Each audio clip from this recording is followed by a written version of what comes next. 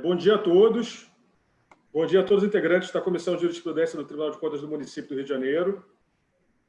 Cumprimento meu colega de Procuradoria, Pedro Dionísio, a vice-presidente da COJUS, Laila Raim, e também nosso convidado mais que especial, o professor Fred Didier Júnior. Nessa edição do projeto Encontros COJUS, que é um projeto que já se consolidou dentro do tribunal, a gente está ampliando a participação do público. Todos os servidores da casa que se inscreveram previamente estão podendo participar da quarta edição. A gente vive um momento também especial para o tribunal, particularmente. No dia 3 de novembro, o tribunal completa 40 anos de existência. E esse foi um ano difícil para a gente, né? Para todo mundo, com a pandemia. Mas o tribunal soube se adaptar, soube enfrentar as adversidades e muitas questões institucionais avançaram nesse período. Para citar um exemplo aqui, ontem a gente lançou a nova ferramenta de consulta à jurisprudência do Tribunal de Contas do Município, o TCM Júris. O professor Fred está nos assistindo, talvez não saiba, mas a gente só tinha uma ferramenta de consulta para os servidores.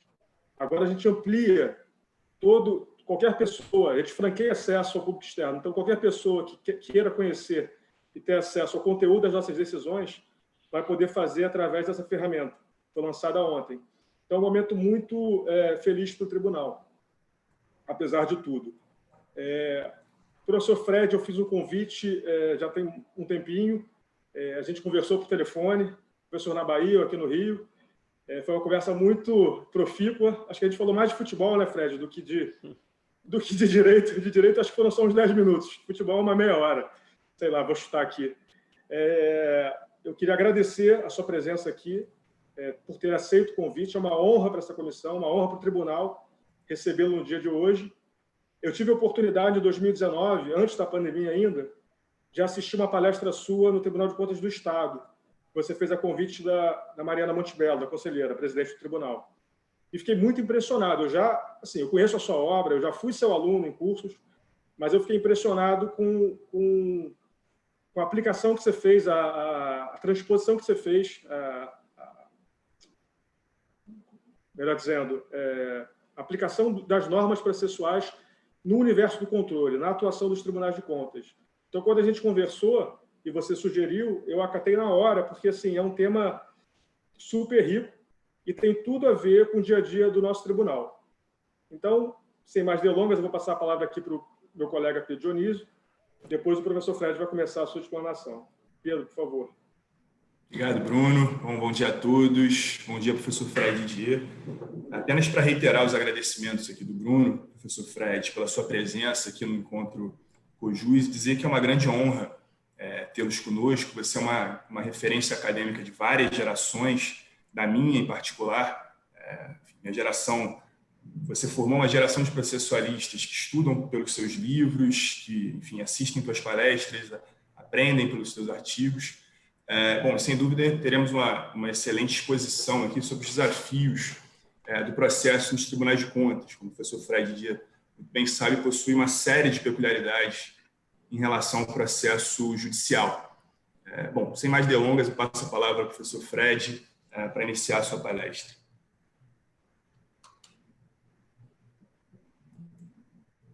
Bom dia a todo mundo. Muitíssimo obrigado a Bruno pelo convite.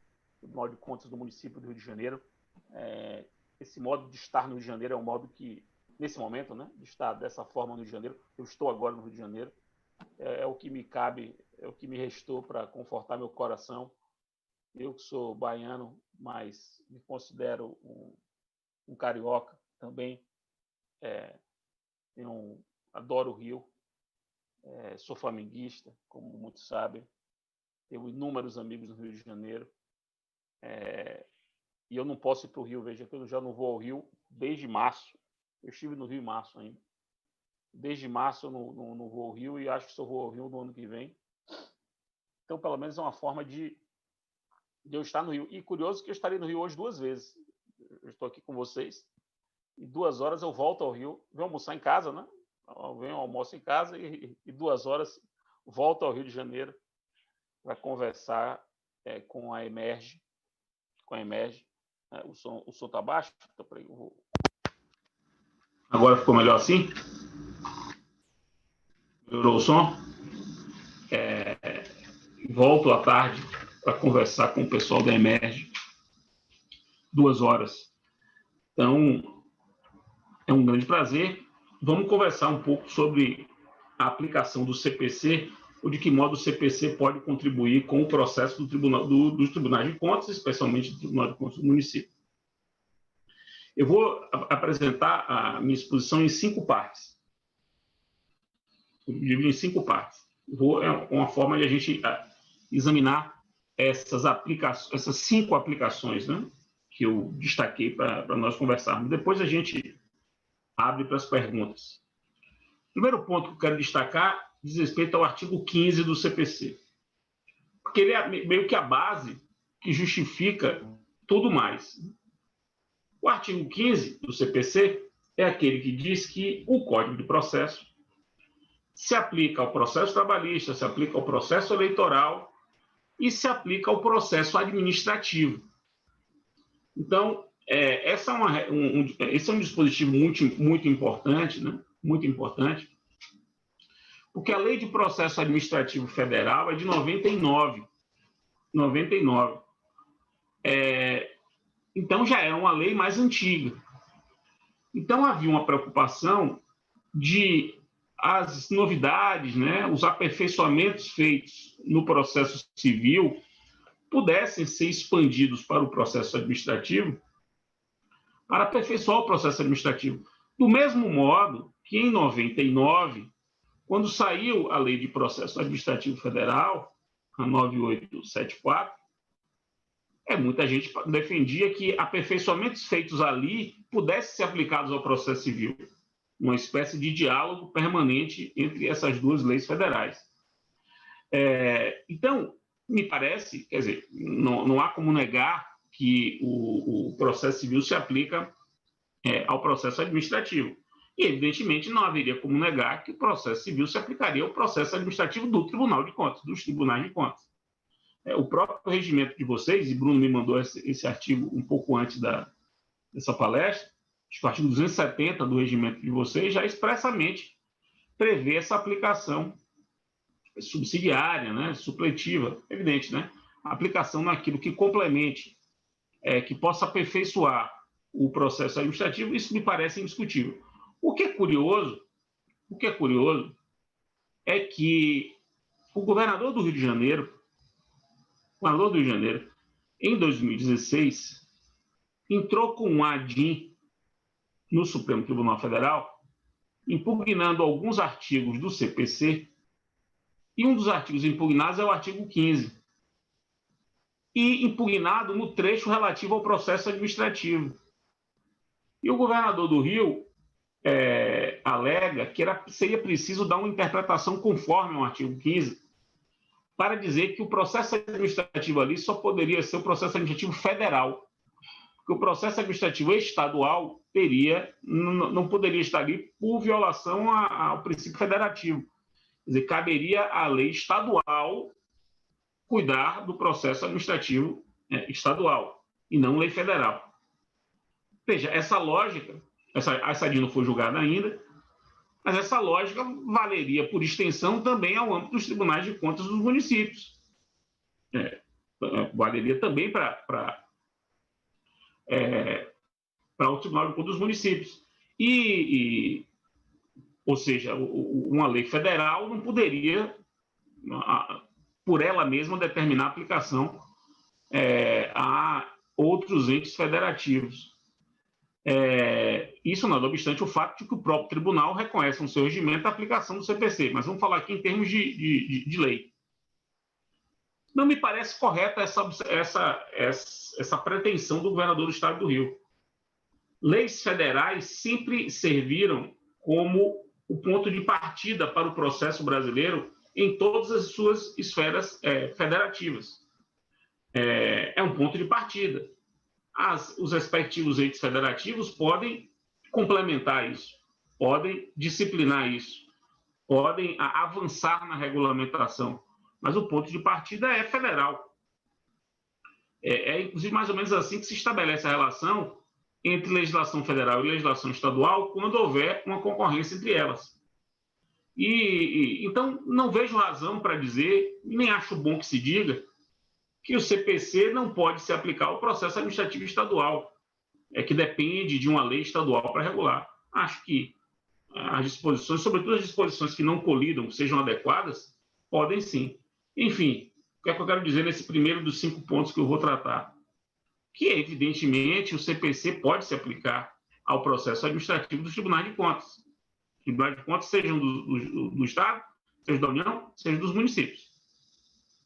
Então, esse é o primeiro ponto. O segundo ponto é o seguinte: o segundo ponto eu chamo de em alguns institutos que o Código trouxe e que podem aperfeiçoar o processo administrativo dos tribunais de contas, os processos de controle, que são institutos novos ou reformatados ou reformulados e que carecem de uma regulamentação, no meu modo de ver, no âmbito dos tribunais de contas.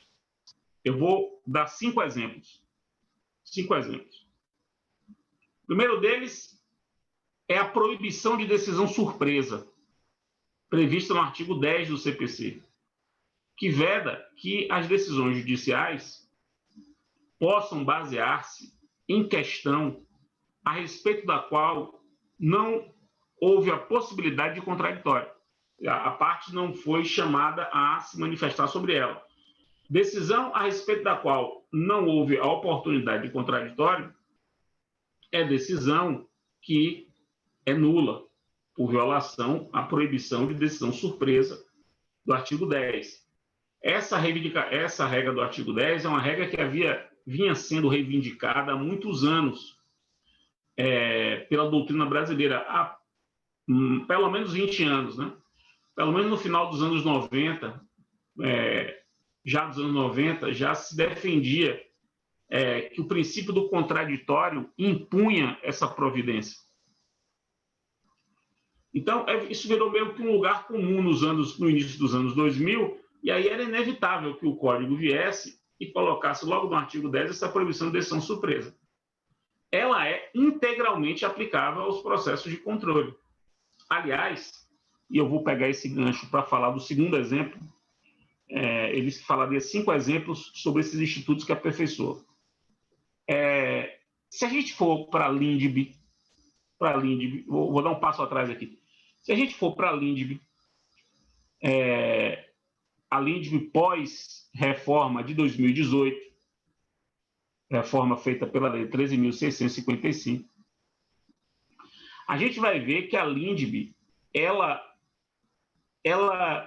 unifica ou reúne ela tenta dar o mesmo tratamento às decisões jurisdicionais, administrativas e de controle. E ela usa essa trilogia, não bota decisão de controle nem como decisão administrativa, nem como decisão jurisdicional, coloca como uma terceira espécie, meio que para dar uma autonomia, e de fato os tribunais de contas se comportam muito como se fossem jurisdição, embora sejam entes administrativos, então fica numa zona meio cinzenta. E aí a LINDB resolveu dizer: eu não vou entrar nessa confusão, vou chamar de decisões de controle. E unifica o regramento. Veja que em todo momento ele se refere, quando querem falar de decisão, ele diz decisão judicial, administrativa ou de controle. Judicial, administrativa ou de controle. Essa premissa da LINDB é a premissa que eu vou utilizar para dizer que o artigo 10 se aplica ao artigo 10, que cuida de decisão, se aplica a esse sistema de regras sobre decisões, né? Decisões de poder, decisões judiciais, administrativas e de controle. E aí o segundo exemplo tem a ver com as regras de motivação. As regras de motivação. As regras que exigem uma motivação aperfeiçoada, previstas no artigo 489 do CPC, se aplicam integralmente ao Tribunal de Contas. E vejam que isso faz todo sentido, mais uma vez, a gente voltar à LINDB. O artigo 20 da LINDB é um artigo sobre motivação das decisões. Artigo 20. E ele é expressamente aplicável às decisões do Tribunal de Contas, por expressa previsão. Ora, repito, há um sistema de regras que regulam as decisões de poder, né? As decisões de poder. Por isso que o CPC ajuda muito o Tribunal de Contas, tanto com o artigo 10 quanto com o artigo 489. Terceiro exemplo, distribuição dinâmica do ônus da prova. É inegável que há produção de prova no âmbito do Tribunal de Contas. Inegável.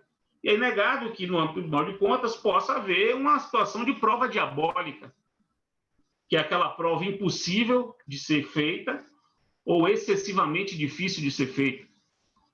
Em situações assim, é preciso aplicar a distribuição dinâmica, a possibilidade de você redistribuir o ônus da prova para que a parte que está com prova diabólica fique liberada de produzir a prova e a outra parte tenha que produzir a prova do fato contrário. Distribuição do ônus da prova no âmbito administrativo é algo riquíssimo que vem sendo defendido há anos. Há anos, eu mesmo defendo isso há muitos anos. E agora, com a previsão da distribuição dinâmica do ônus da prova, no artigo 373 do CPC, uma previsão, inclusive, muito boa, tão boa que foi copiada na reforma trabalhista. A reforma trabalhista de 2017 simplesmente copiou o artigo 373 do Código de Processo Civil para o âmbito trabalhista. Então, o 373, combinado com o artigo 15 do CPC, autoriza que a gente possa aplicar o regramento da distribuição dinâmica do ônus da prova aos processos de controle. Mesma coisa, desconsideração da personalidade jurídica. Esse tema é um tema difícil. Eu não tenho ainda um posicionamento firmado, definitivo, sobre se cabe desconsideração no âmbito do Tribunal de Contas, mas eu já vi essa discussão. Essa discussão já surgiu, ainda não, aparentemente, vocês devem saber mais do que eu, certamente sabem mais do que eu, ainda não se resolveu de forma definitiva, mas o tema está aí quicando. Se porventura se chegar à conclusão de que é possível desconsideração no âmbito do Tribunal de Contas, é integralmente aplicável o sistema do CPC. Veja que o CPC veio, em relação a esse tema, para suprir uma enorme lacuna que havia no nosso sistema. Né? Nosso sistema previa a desconsideração da personalidade jurídica, mas não previa o modo como se deveria desconsiderar. Não se previa o procedimento da desconsideração. E agora o CPC previu. Isso me parece integralmente aplicável no Tribunal de Contas. E, finalmente, a tutela provisória. Cada vez mais, isso vocês também sabem muito mais do que eu, os tribunais de contas têm exercido esse poder, vamos chamar aqui de forma um pouco técnica, mas para vocês compreenderem, esse poder cautelar, esse poder de tomar medidas assecuratórias ou medidas provisórias, medidas fundadas em cognição sumária. A gente vê cada vez mais isso. Ora, o sistema do CPC de tutela provisória, que é essa tutela fundada em cognição sumária, é um sistema bem arrumado, bem sofisticado, e me parece integralmente aplicável ao Tribunal de Contas. Porque as previsões de tutela de urgência no processo administrativo são sempre muito tímidas e atécnicas.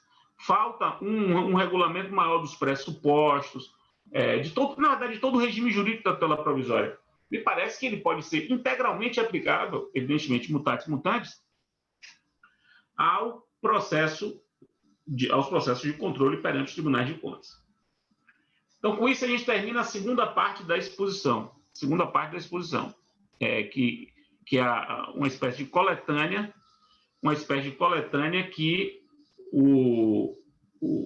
coletânea de institutos que visam aperfeiçoar o devido processo legal do controle. Terceiro ponto é o sistema de precedentes em tribunais de contas. Um pouco antes da minha exposição, Bruno anunciou a todos que ontem o Tribunal de Contas do Município do Rio de Janeiro passou a colocar à disposição do público a consulta dos seus precedentes, que antes era restrita ao consumo interno de quem trabalhava dentro do Tribunal de Contas. E veja, Bruno, a gente não combinou, mas esse é um dos pontos da minha exposição. É curioso isso, como casou. Porque, veja, eu acho que todos sabem que o CPC ele estruturou dogmaticamente um sistema de respeito aos precedentes obrigatórios. Criou uma série de instrumentos para respeitar, regras para se formar o precedente, regras para se aplicar o precedente, regras para se revisar o precedente. Tudo isso está previsto no CPC, um avanço muito grande. Só que, paralelamente a isso, o sistema de tribunais administrativos brasileiros, e aqui eu vou incluir nesse momento os tribunais de contas, também vem desenvolvendo precedentes obrigatórios no âmbito administrativo. Isso, pelo menos, desde a Lei de Processo Administrativo, que é de 99. Se a gente pegar aí, ó, Lei de Processo Administrativo de 99, LINDB, reformada em 2018, e a Lei de Liberdade Econômica do ano passado, de 2019, pelo menos essas leis, que fazem um arco de quase 20 anos, elas vão mostrando, vão montando um sistema de precedentes administrativos obrigatórios no Brasil. É difícil hoje defender que um tribunal administrativo brasileiro, e nesse ponto eu vou incluir os tribunais de contas, não tenha o dever de respeitar os próprios precedentes. E não tenha o dever de qualificar as suas decisões de modo a torná-las precedentes bem robustos. E não tenha o dever de manter a jurisprudência, entre aspas, administrativa estável, íntegra, coerente, como determina o artigo 926 do CPC. E aí, o que é que eu quero dizer? Que todo esse instrumental normativo de um sistema de precedentes pensados por Poder Judiciário se aplica integralmente ao Tribunal de Contas. Então, o Tribunal de Contas pode ter súmula, o Tribunal de Contas tem que pensar em técnicas de revisão da sua jurisprudência, tem de pensar em técnicas de distinção da sua jurisprudência, tem de observar os deveres do artigo 926, que são deveres de formar uma jurisprudência íntegra, coerente, estável e uniforme. Se os tribunais, por exemplo, têm órgãos internos, os seus regimentos dividem o tribunal em câmaras, em câmaras, plenários, órgãos especiais, os tribunais podem fazer isso. É preciso preservar uma uniformidade interna do pensamento. É preciso formar precedentes administrativos melhores. Eu mesmo, recentemente, esse ano, no primeiro semestre, escrevi um artigo para dizer, por exemplo, que cabe amicus curiae em processo administrativo de formação de precedente obrigatório. Da mesma forma que cabe amicus curiae para auxiliar a formação de precedentes obrigatórios perante o judiciário, cabe amicus curiae para auxiliar a formação de precedentes obrigatórios no âmbito de tribunais administrativos, evidentemente no Tribunal de Contas também. Então, esse é um ponto que me parece muito forte e casa com a preocupação que parece já existir nessa comissão. Né? A comissão não se chama Comissão de Jurisprudência? É isso, Bruno? Então, vocês estão totalmente alinhados, né, com essa ideia. E me parece que é fundamental compreender que esses institutos todos do sistema de precedentes, superação, distinção, súmula, deveres de 926, todos eles devem ser levados para o aperfeiçoamento do sistema de precedentes obrigatórios do Tribunal de Contas do município do Rio de Janeiro. Agora vamos para o quarto ponto. O quarto ponto tem a ver com a cooperação judiciária. Vejam bem, meus caros, uma das novidades assim, que mais me chamou a atenção no CPC de 2015, me chamou a atenção pelo meu desconhecimento. O que me chamou a atenção foi que o Código traz algo sobre o qual eu nada tinha a dizer. O que era uma onda para quem tem um curso de processo, ou seja, versava sobre quase todos os assuntos de processo, e para quem acompanhou muito proximamente a elaboração do CPC. Então, veja, eu sou um processualista com muita coisa escrita, sou um processualista que acompanhou diretamente a elaboração do CPC, decisivamente, e tem um trecho do CPC que, quando saiu, eu não tinha nada a dizer sobre ele. Por quê? Porque ele era tão novo, era algo tão novo, que eu não tinha nem pensado sobre o assunto. E essa parte do código sobre a qual eu nem tinha pensado, era parte dos artigos 67 a 69. 67 a 69, que cuida da cooperação judiciária nacional, o modo como interagem os órgãos judiciários no país. Pois bem, interagem para fins de um colaborar com o outro para o exercício mais profícuo das respectivas funções. Pois bem, a pergunta que eu faço é, de que modo isso pode servir para os tribunais administrativos?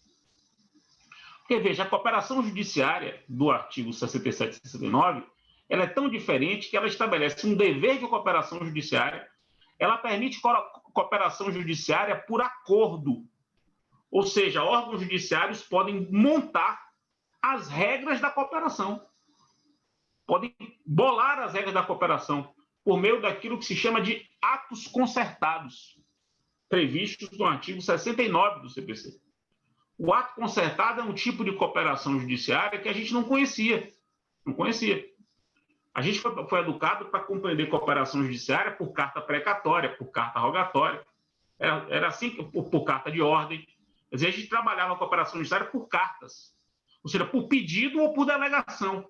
Ou alguém pedia ou o tribunal delegava. Uma cooperação judiciária construída consensualmente pelos órgãos judiciários, quer dizer, uma cooperação por concertação com C, é algo inédito. Algo inédito. A gente não sabe o que é isso. Então, a minha pergunta é como isso pode ser útil aos tribunais administrativos, especialmente o Tribunal de Contas? Eu vejo 3 formas. Aplicando o artigo 15, combinado com o 69, eu consigo ver a possibilidade de aquilo que já se chama de protocolos institucionais ou cooperação interinstitucional, que é a cooperação judiciária entre o Poder Judiciário e outros órgãos, e o Tribunal de Contas entra nisso. Semana retrasada, Bruno, há 10 dias, na sexta-feira retrasada, o CNJ aprovou uma resolução para disciplinar a cooperação judiciária. Ainda não tem número, vai sair o número essa semana ou na próxima.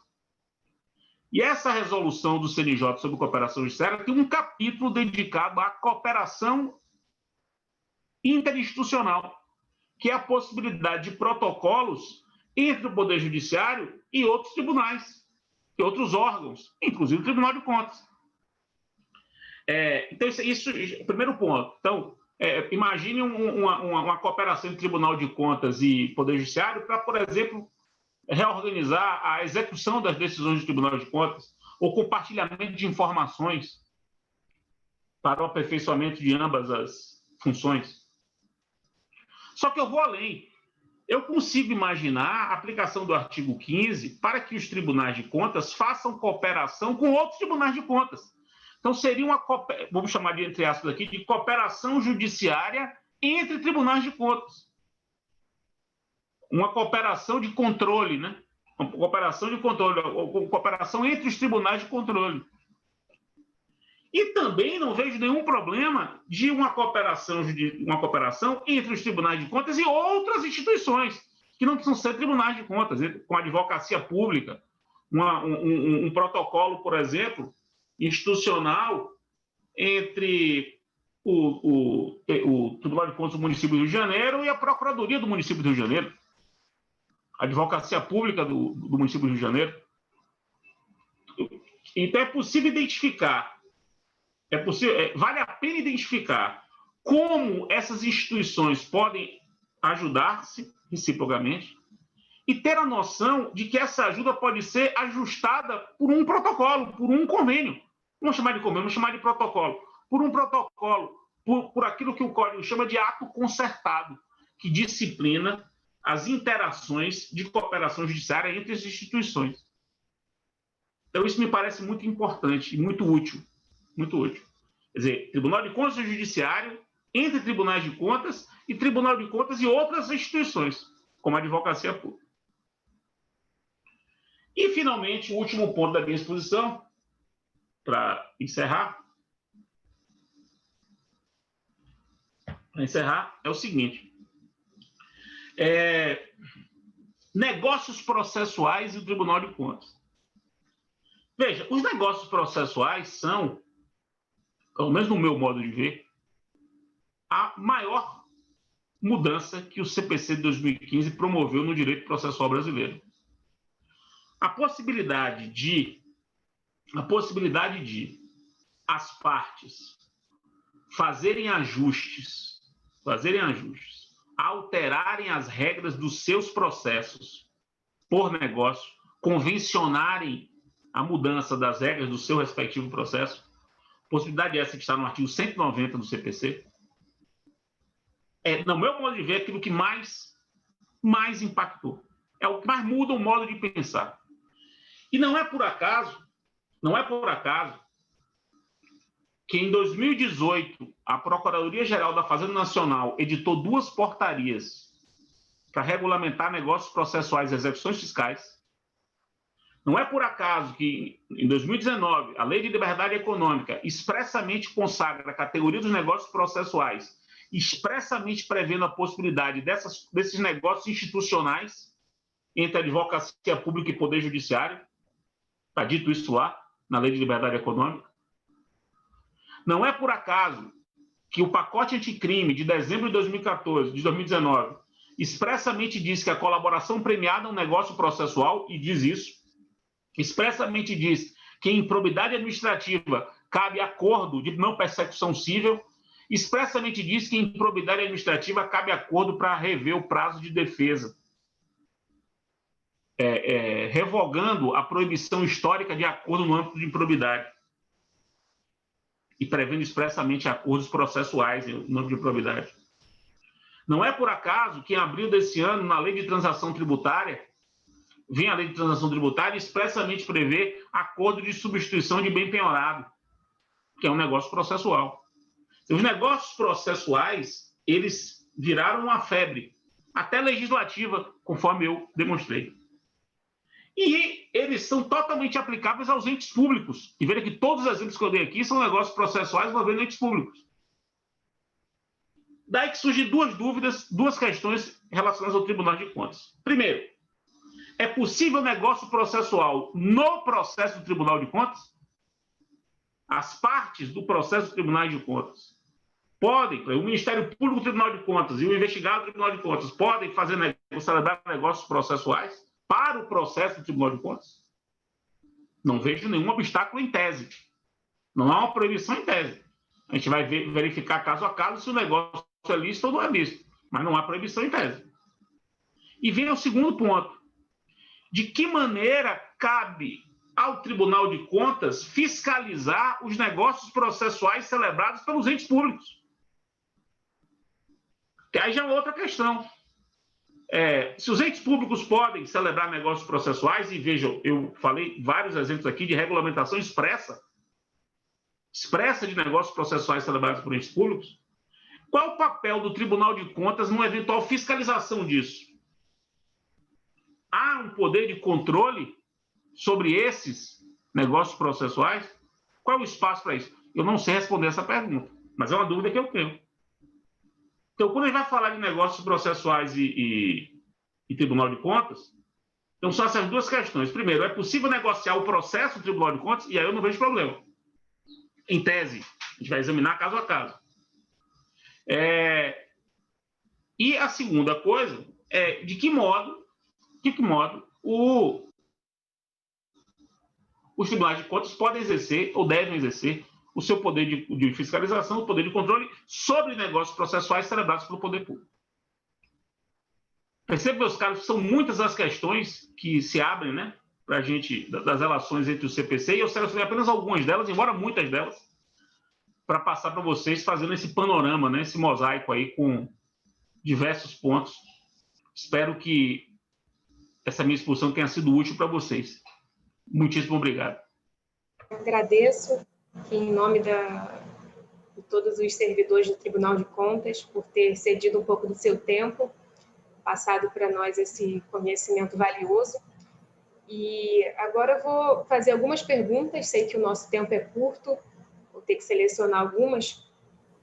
Começando aqui com o nosso colega do Tribunal de Contas, perguntou: com a evolução dos meios eletrônicos e a nova realidade trazida pela pandemia, como se comportam as citações, principalmente as de mão própria? Quais são os limites da utilização das comunicações virtuais? Agradeço se o professor puder responder essa dúvida. É um grande tema, né? Um grande tema. É uma grande questão. Citação virtual é uma coisa que o código ainda não previu, mas pode ser construída negocialmente. Então, por exemplo, quando você vai fazer um TAC, faz um TAC. No TAC, você pode negociar as comunicações futuras entre as partes e pode negociar a comunicação por eletrônica. E aí você já resolve isso. O âmbito das comunicações é um âmbito muito prolífico, muito propício para a celebração de negócios. Eu diria que os negócios processuais sobre comunicações, sobre participação dos sujeitos do processo, sobre instrução e sobre execução são os mais úteis. São os mais úteis. TACs, por exemplo, eventualmente celebrados para devolução de dinheiro público, já podem deixar claro que a execução daquele TAC, se eventualmente houver o inadimplemento, pode ser uma execução completamente diferenciada, dizendo, por exemplo, que se a penhora não for em dinheiro, os embargos não terão efeito suspensivo. Você pode negociar isso. Você pode melhorar a execução futura, inserindo negócios processuais em acordos feitos administrativamente. E um desses espaços seria a parte das comunicações. Obrigada, professor. Eu vou liberar os áudios. Se alguém tiver eventuais dúvidas para fazer, pode fazer diretamente ao professor. Olha, antes de passar para algumas perguntas de forma limitada, Fred, eu queria mais uma vez, cara, agradecer a tua participação aqui, ter aceito o convite, participar com a gente no dia de hoje dessa exposição, da tua exposição. Fluxo de caixa. Você analisou aí questões fundamentais aí para o dia a dia do tribunal.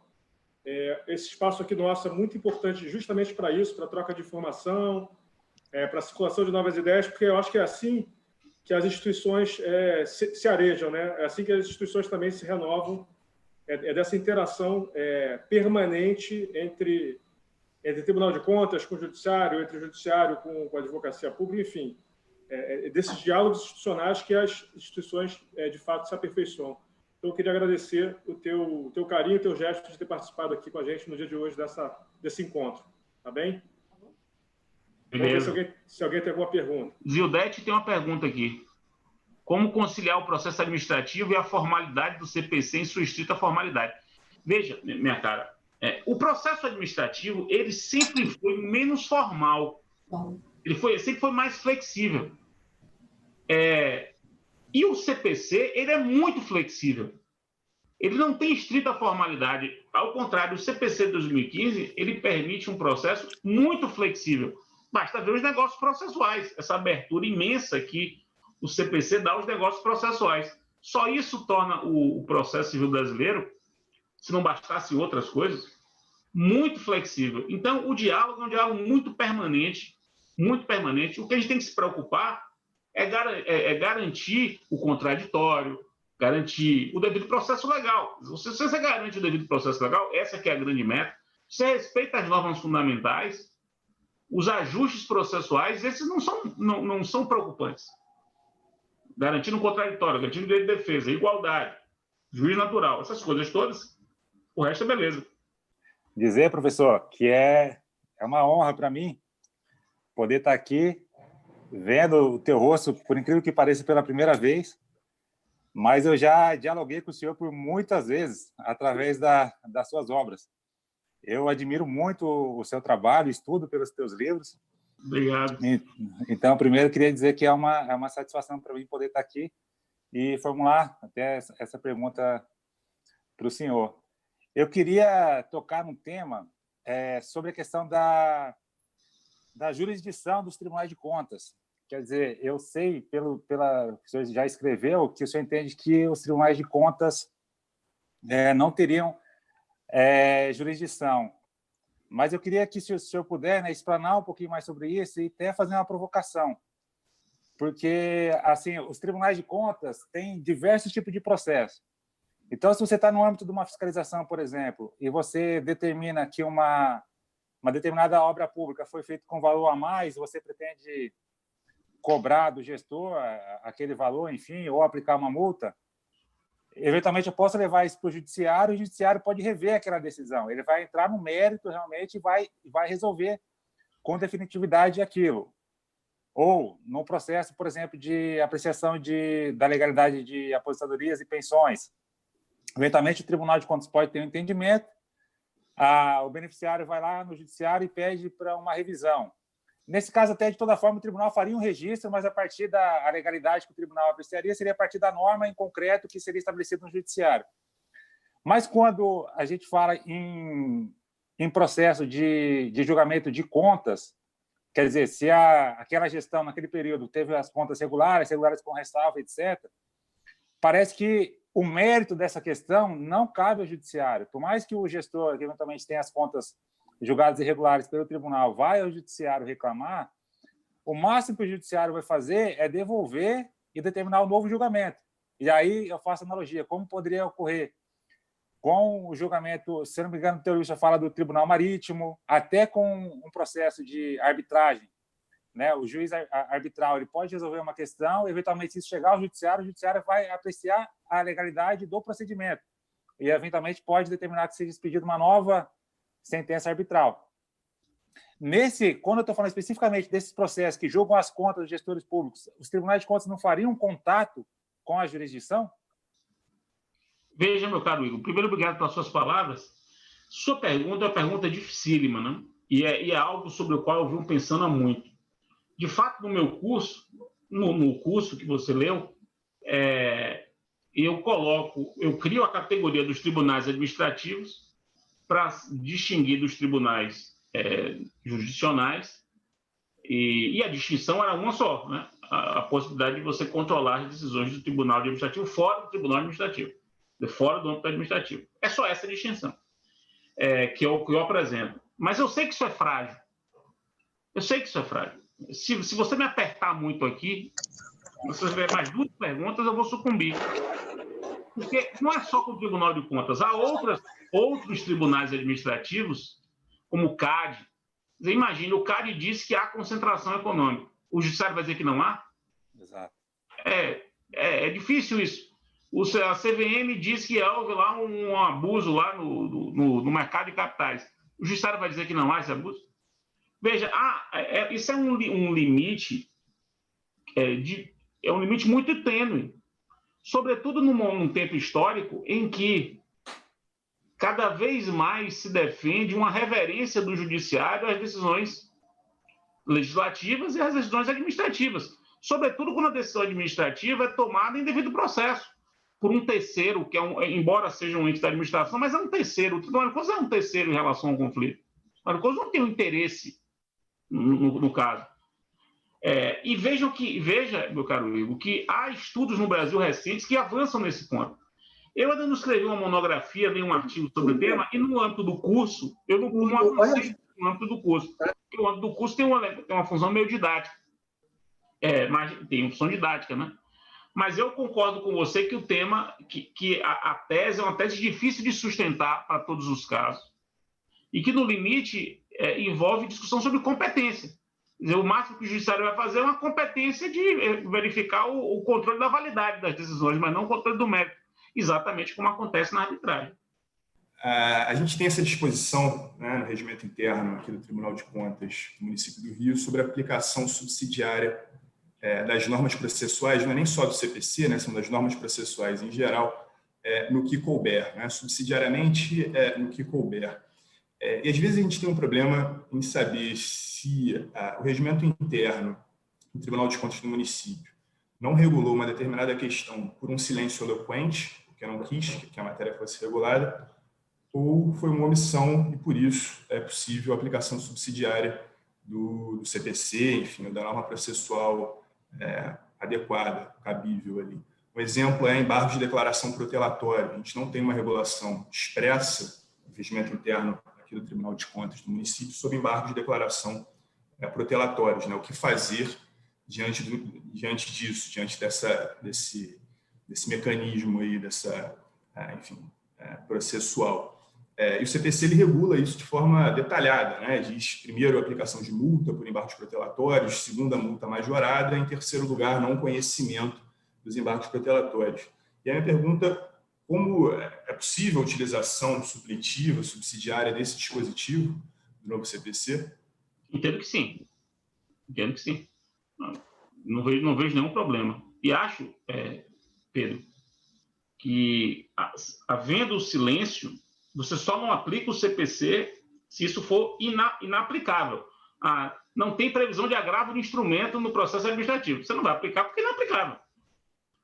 Mas tudo que está silencioso no processo administrativo, mas é aplicável, não vejo por que não aplicar. No âmbito dos tribunais de contas, muitas vezes nós temos processos que se perduram por um longo período de tempo.